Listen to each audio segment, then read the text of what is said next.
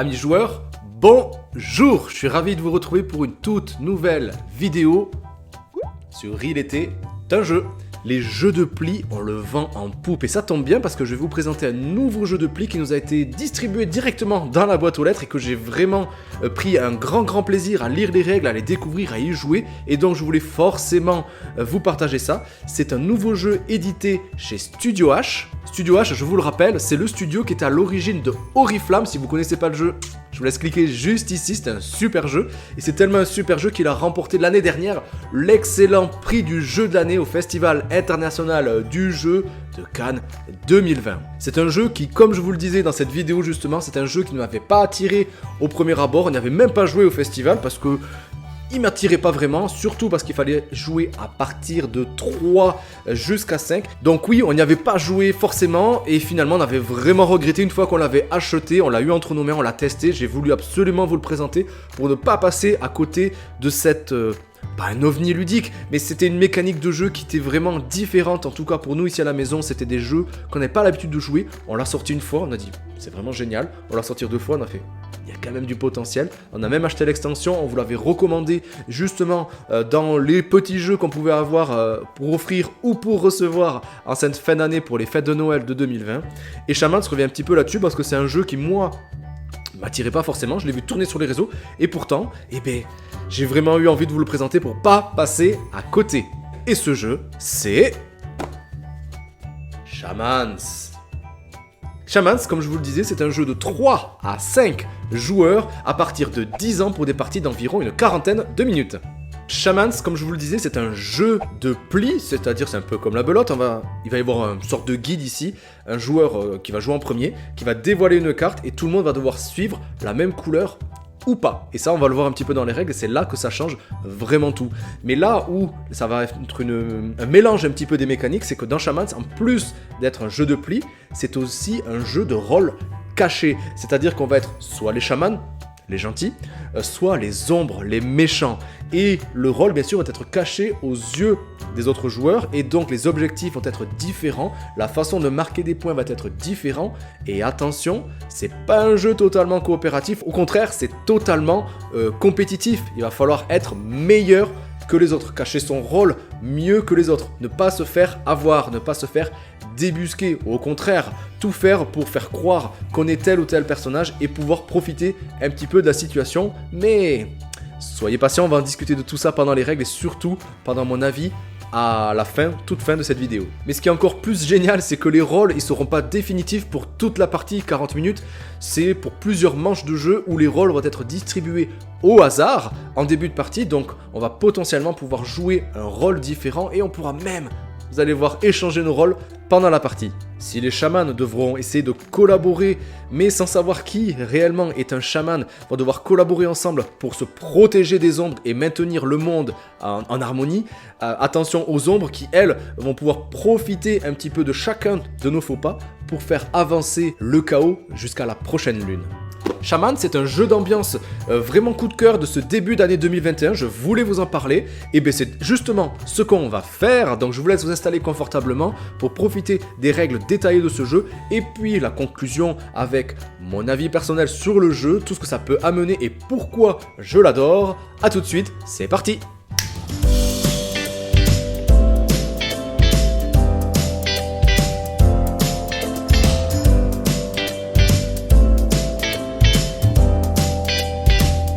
Avant de voir la mise en place et les règles du jeu détaillées de Shaman, voyons un petit peu le but, le principe de ce jeu. Comme je vous le disais, Shaman est donc un jeu de pli compétitif, mais aussi de gestion de main qui va se dérouler en plusieurs manches. À chaque manche, les joueurs vont être répartis secrètement et au hasard entre 2 camps, le clan des chamans, bien sûr, et le clan des ombres. Donc oui, les équipes vont évoluer, vont changer au fur et à mesure des manches. Si on incarne un chaman, on va devoir tout faire pour éliminer les ombres, pour tenter de remporter la partie. Ou alors on va remporter une manche si l'ensemble des joueurs arrive à poser la totalité des cartes avant que le pion ombre n'arrive sur la dernière case de la piste. Et au contraire, si on tire une carte ombre, on va remporter la manche uniquement si le pion ombre parvient à la dernière case de cette piste qui représente la lune. Parce que oui, le but va être d'accumuler des points au fur et à mesure des manches, peu importe le cas dans lequel on va être, souvent en étant dans l'équipe victorieuse, mais aussi par certains effets, et on va voir ça juste après. Allez, je vous l'avais promis, comme d'habitude, avant d'entamer les règles précises, faisons un tour sur la mise en place qui, vous allez le voir, reste vraiment très simple et surtout très rapide. On commence par prendre la piste de temps qu'on va placer au centre de la table, récupérer puis placer le pion ombre sur cette piste, sur la case de départ, en fonction du nombre de joueurs autour de la table. Ainsi, pour une partie à 5 joueurs, on va placer le pion ombre tout au bout de la piste. Si on joue à 4, on va le placer un petit peu plus en avant. Et à 3 joueurs, encore un petit peu plus près de la lune. On va ensuite mélanger les 12 tuiles artefacts face cachée pour en révéler 2 et les placer sur les 2 emplacements correspondants juste ici.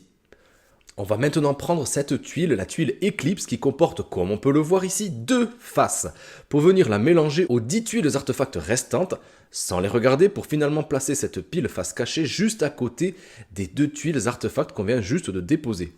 Il est maintenant temps de distribuer une carte rôle à chaque joueur qu'on va conserver face cachée devant soi, après quand même en avoir pris connaissance, et qui va donc nous révéler dans quel camp on va jouer la manche à venir. Comme je vous le disais, soit un chaman, soit une ombre. On peut enfin distribuer les cartes monde, les cartes en fonction du nombre de joueurs. 9 cartes pour des parties à 3 ou à 4 joueurs, et 11 cartes pour des parties à 5. Tout en sachant que le nombre de cartes chaman et de cartes ombre, mais aussi le nombre de couleurs, c'est-à-dire le nombre de mondes qu'on va pouvoir jouer pendant la partie, va dépendre là aussi du nombre de joueurs. Ainsi, pour des parties à 3 joueurs, on va récupérer les cartes mondes de 5 couleurs représentées en bas du plateau. Et avec les cartes numérotées de 1 à 6, soit 30 cartes au total.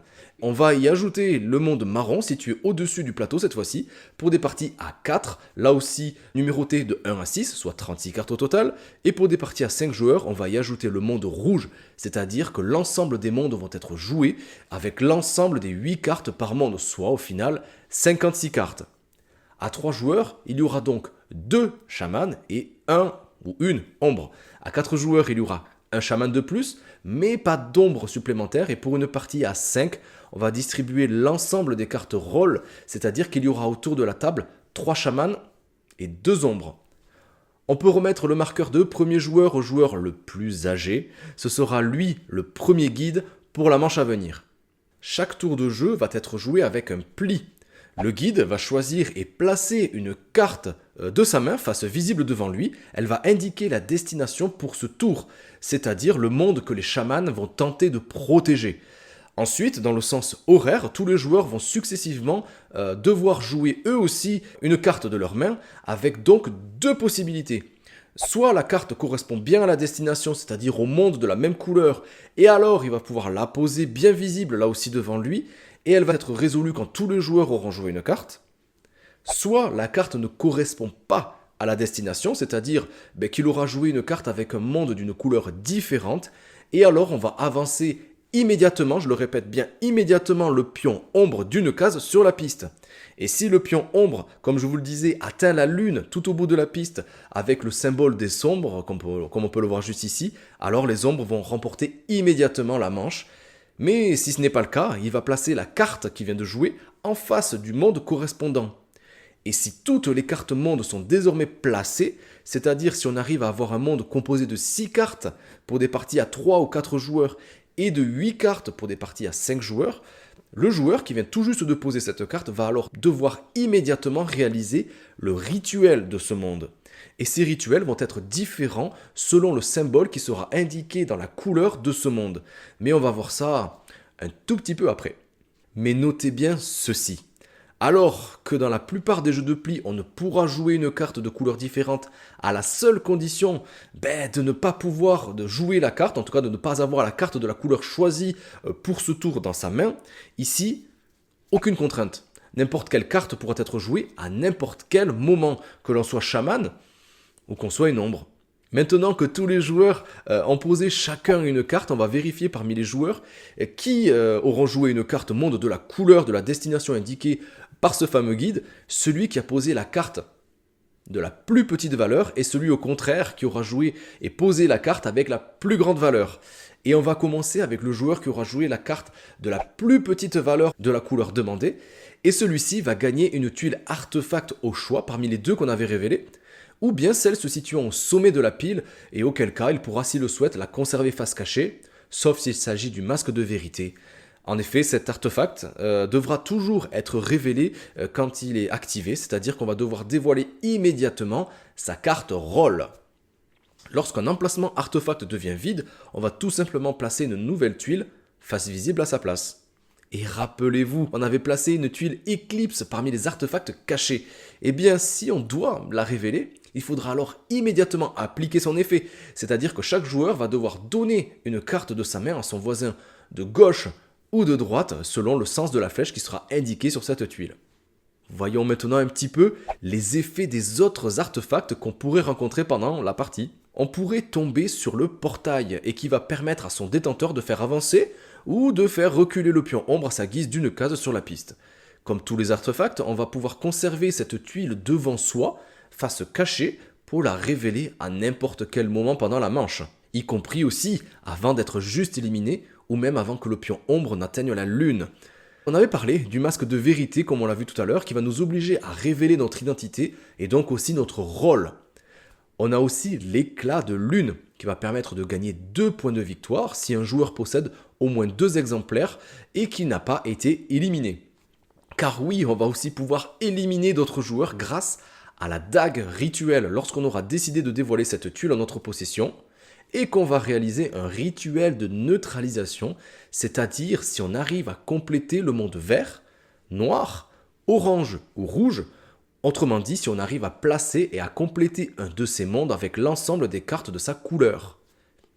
Car oui, si celui qui venait de jouer la carte la plus petite va récupérer un artefact, celui qui aura joué la carte de la couleur du guide avec, cette fois-ci, la valeur la plus grande, va lui, quant à lui, récupérer l'ensemble des cartes posées devant les joueurs, de cette même couleur toujours, et les placer en face du monde correspondant. Et si toutes les cartes de ce monde sont désormais placées, je vous le rappelle, ce sera 6 cartes pour des parties à 3 ou 4 joueurs et 8 cartes pour des parties à 5 joueurs, alors on va devoir réaliser immédiatement le rituel de ce monde et qui va dépendre, comme je vous le disais, du symbole inscrit dans son triangle de couleurs.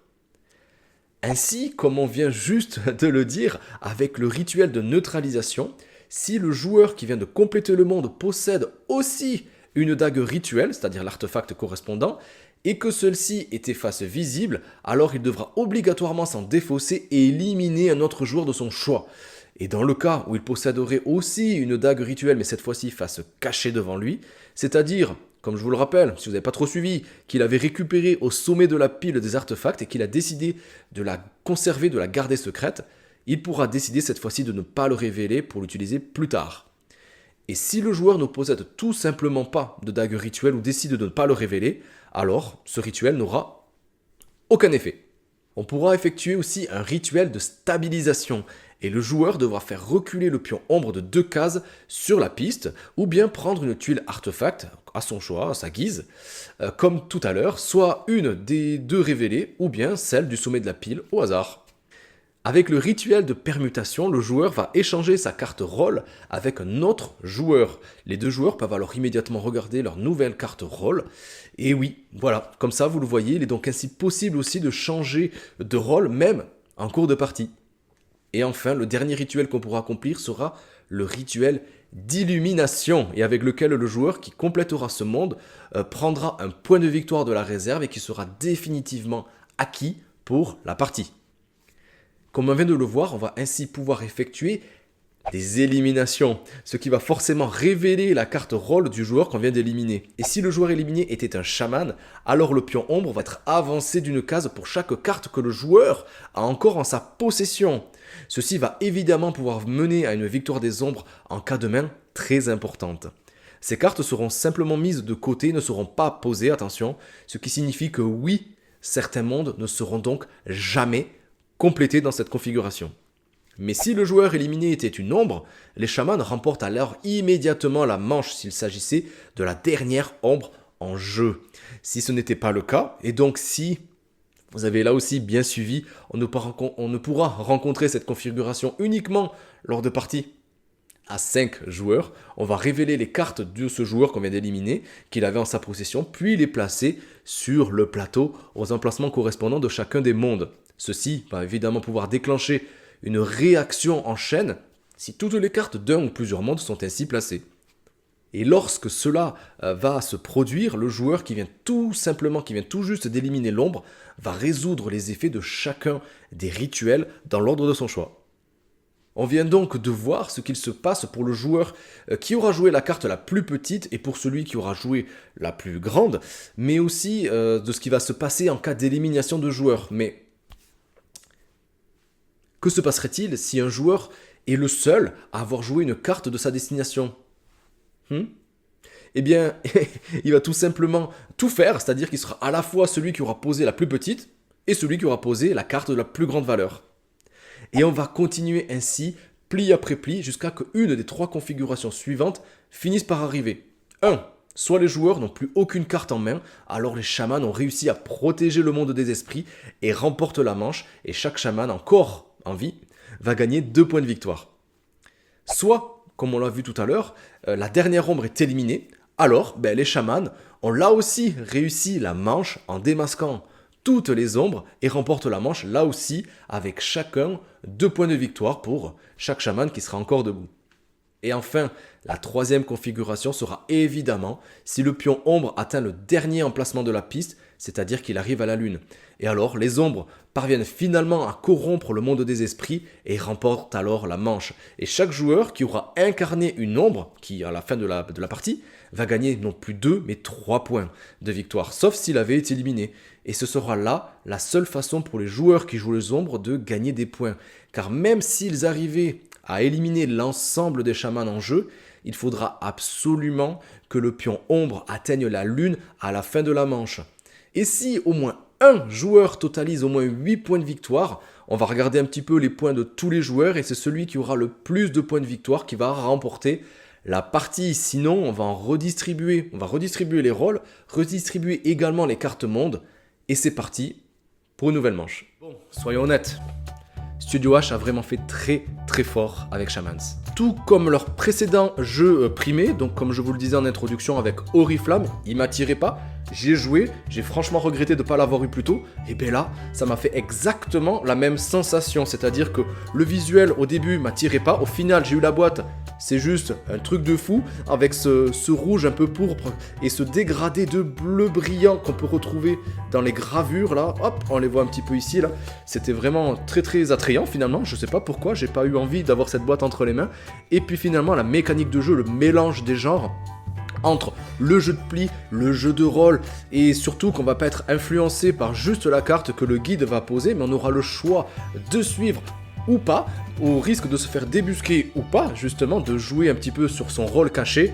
Ça, franchement, je trouve ça plutôt grisant, c'est vraiment très jouissif à jouer. Revenons un tout petit peu sur les illustrations du jeu. Oui, la boîte, je vous le disais, je la trouve juste extraordinaire. C'est une des plus belles boîtes de jeu qu'on a ici à la maison. Mais les cartes aussi, elles rentrent vraiment dans la thématique. C'est vraiment très très très très beau. C'est un style, moi, que je préfère les choses un peu plus arrondies, etc. Mais ici, ça rentre parfaitement, comme je disais, dans le thème. Ça claque quand même autour d'une table. C'est très facile à installer, c'est très facile aussi à expliquer. En quelques minutes, on a tout compris, mais on va surtout comprendre les subtilités un petit peu du jeu dès les premiers tours de jeu, dès les premières fois où on va mettre un petit peu en place sa carte. Est-ce que je vais jouer plutôt une petite carte et essayer de récupérer un artefact peut-être pour les tours d'après, ou au contraire, est-ce que je vais jouer une carte un peu plus élevée et essayer de libérer, de bloquer le monde et de pouvoir récupérer et de faire le rituel qui sera associé à la couleur de ce monde. Voilà, tout va dépendre aussi, et c'est ça qui est quand même malin, mais en même temps, je pense que ça pourra frustrer certains, c'est que tout va dépendre finalement de son rôle au début, mais surtout de sa main de départ. C'est-à-dire qu'avec sa main de départ, si on n'a que des petits chiffres, on sait qu'on va plutôt jouer avec des artefacts et essayer de peut-être d'éliminer les autres, alors que quand on n'aura pas ces petites cartes et plutôt des grandes cartes, on va plutôt jouer effectivement en essayant de sécuriser les mondes. Et si on a des cartes moyennes, il faudra peut-être tout faire pour que les autres défausse les cartes petites et grandes pour qu'on puisse nous aussi jouer et essayer de combiner un petit peu tout ça. Donc il va falloir planifier, observer les gens et essayer surtout de trouver le rôle que joue chacun.